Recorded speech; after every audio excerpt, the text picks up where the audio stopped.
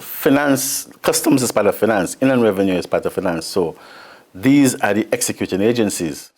In an effort to provide greater clarity on government's recent policy decision to implement a health and security levy from August 2nd, 2023, Permanent Secretary in the Department of Finance, Francis Fontenelle, said one of the core responsibilities of a government is fiscal responsibility or fiscal sustainability.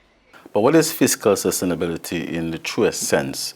It is pretty much, given a government's current policies, its ability is to generate revenue to at least match its expenditures. Fontenelle noted that similar to household budgets, the government must be mindful of balancing its budget using debt for any sustained period of time, as ballooning debt can land governments in the hands of foreign debt collectors. The optimum scenario, he said, is for government revenue to match its operating and capital expenditure. And that is where the government, where revenue comes in, where tax policy comes in.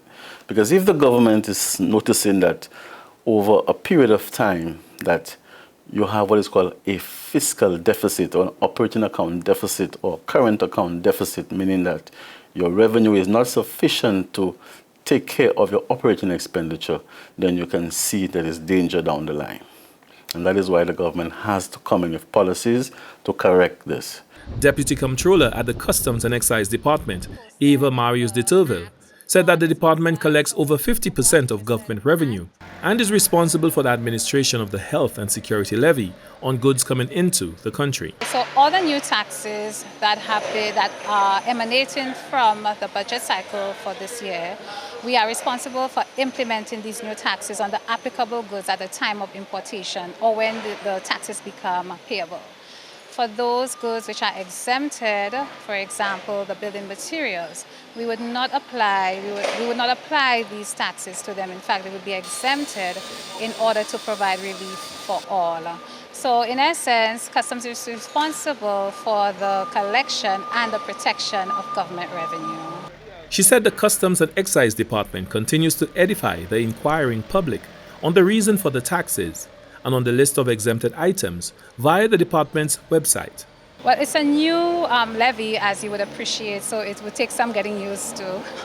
But our officers are aware of the new levy, and it is being applied as we speak at the border. Comptroller at the Inland Revenue Department, IRD, Marcia Vite, highlighted the government's decision to delay the implementation of a 2.5% levy on services by 2 months. Services would start on October 2nd. So in essence, there is 0 rate for the next 2 months, August and September, and it will start on services from October. She also sought to clear up the misconception of the levy being compared to a value-added tax. It is a levy. It is definitely not a VAT. It is a levy that would be collected separately from what we know as the VAT. What happens though is that the VAT is the final tax. So the VAT would be levied on your goods and services and then on the levy. So the VAT, as it always has been, is the final tax. The Inland Revenue Department will continue its outreach and education campaign with service providers and has posted the Act and general information on the IRD Saint Lucia website. The Ministry of Commerce will be monitoring the implementation of the removal of VAT on select items such as building materials and sanitary products to ensure what the government articulated in its policy statement redounds to the ordinary citizen.